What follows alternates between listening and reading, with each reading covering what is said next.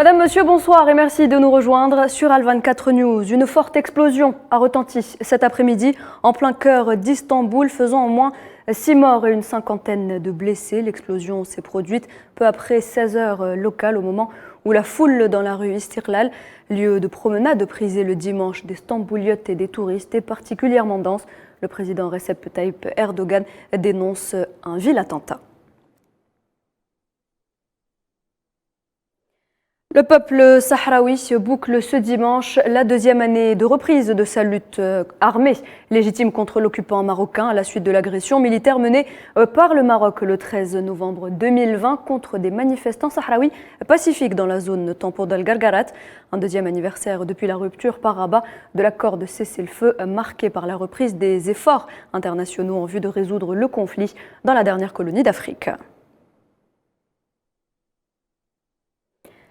L'Organisation de la coopération islamique s'est félicitée samedi soir des projets de résolution adoptés par la 4e commission de l'Assemblée générale des Nations unies en faveur de la cause palestinienne. L'OCI a salué les positions des pays ayant soutenu ces résolutions et souligné que celles-ci dénotent l'appui de la communauté internationale aux droits légitimes du peuple palestinien. Ouverture d'un couloir humanitaire au Tigré, le gouvernement éthiopien et le Front de libération du peuple du Tigré ont accepté hier un accès humanitaire à tous ceux dans le besoin dans cette région en proie depuis 2 années à la guerre. L'annonce a été faite suite à des discussions dans la capitale kenyane, Nairobi.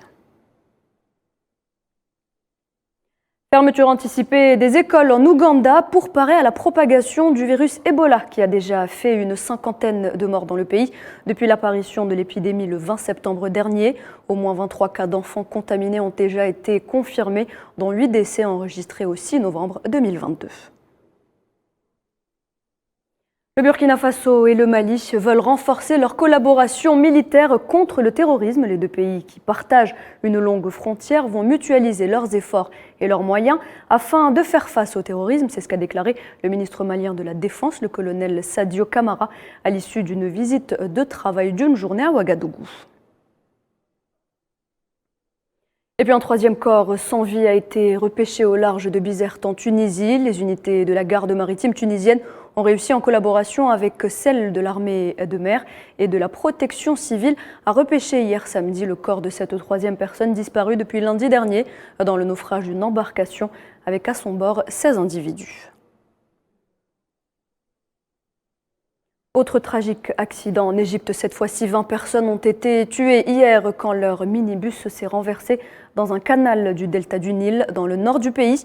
Le parquet accuse le chauffeur qui téléphonait au volant d'être responsable de cet accident. Il a été arrêté et des premières analyses ont révélé qu'il était sous l'emprise de stupéfiants.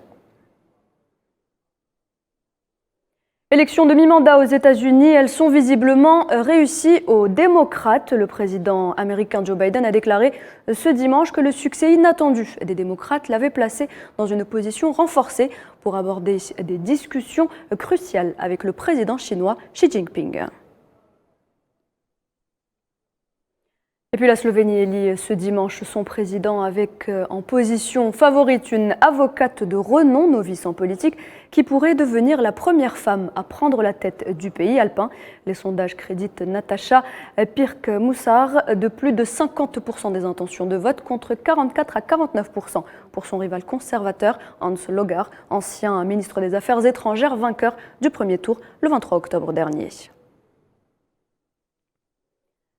Et puis les livraisons de carburant ont repris en Haïti selon les autorités haïtiennes, la police ayant repris le contrôle du plus important terminal pétrolier du pays après 2 mois de blocage par des gangs.